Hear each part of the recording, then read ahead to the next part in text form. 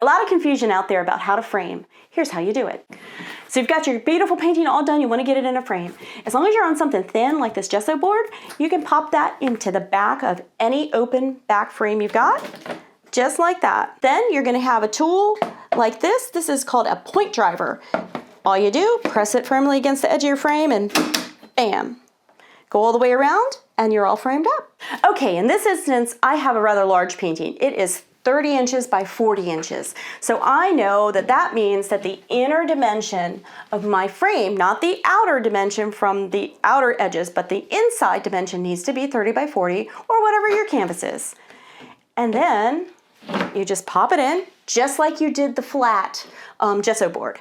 However, there's a twist. For the flat gesso board, I was able to use this point driver.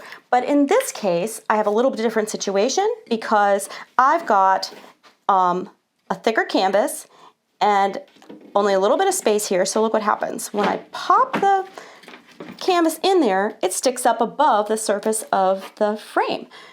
We can solve that pretty easily with a little piece of hardware, a little offset hardware piece from the hardware, your local store. And it just will go on like that. You need 2 little screws and your drill. Bzz, bzz.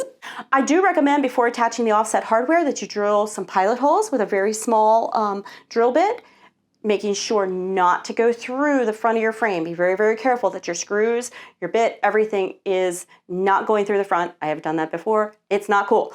Get them drilled in and it's good to go. All right, I do have a second way to frame your stretch canvases, and that involves making sure that you have measured the distance that you need here in this space. And if you can tell, this one from the previous one that I just used is much deeper. That's called the rabbit. And what that will allow you to do is you have to look when you're buying the frame, how deep is the rabbit? And I don't know why it's called that, but it is.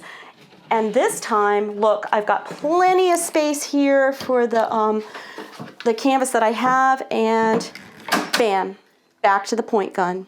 So hopefully that gets rid of some of the confusion over framing, and you'll be able to tackle this on your own.